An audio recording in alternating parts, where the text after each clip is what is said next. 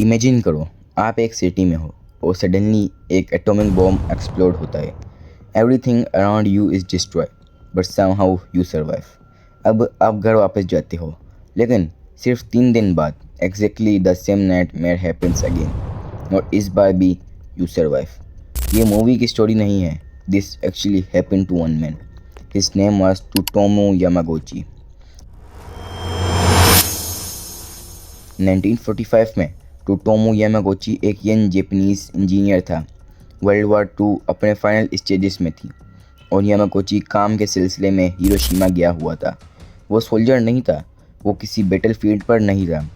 He was simply a civilian जो अपने काम फिनिश करके घर वापस जाना चाहता था। लेकिन 6 अगस्त की मॉर्निंग उसकी लाइफ कम्प्लीटली चेंज होने वाली थी। 6 अगस्त 1945 मॉर्निंग का टाइम था। हिरोशिमा में लोग अपनी नॉर्मल रूटीन में बिजी थे, लेकिन स्काई में एक अमेरिकन B-29 बॉम्बर आ रहा था। Around 8:15 AM atomic bomb Hiroshima पर ड्रॉप किया गया। एक ब्लाइंडिंग फ्लैश, फिर एक मैसिव एक्सप्लोजन, और सेकंड्स में एक पूरी सिटी डिस्ट्रक्शन के अंदर चली गई। यामागुची भी ब्लास्ट के क्लोज था। उसे सर्व बर्न्स और इंजरीज हुई, लेकिन समहाउ ही सर्वाइव। नेक्स्ट डे ही despite his injuries Yamaguchi Hiroshima से निकलने लगा। उसे सिर्फ एक चीज़ चाहिए थी, घर वापस जाना। लेकिन यहाँ स्टोरी और भी अनबिलीवेबल हो जाती है।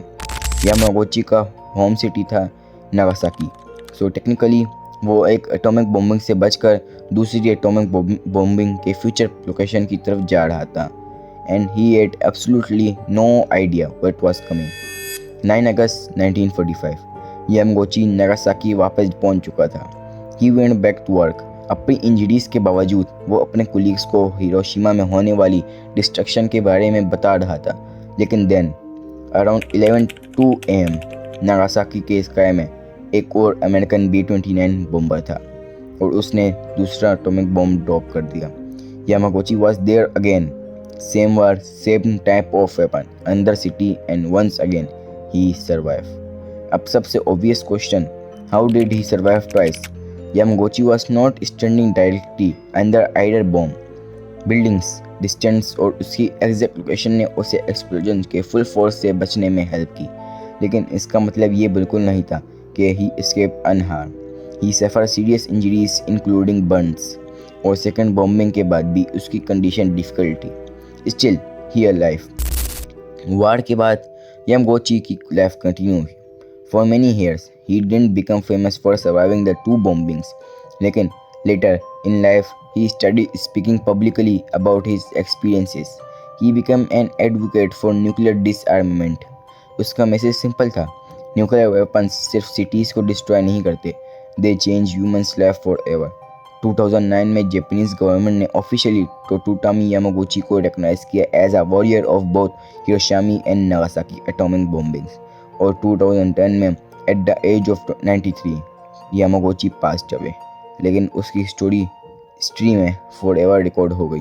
एक मैन, 2 एटॉमिक बॉम्बिंग्स और सिर्फ 3 दिन का डिफरेंस।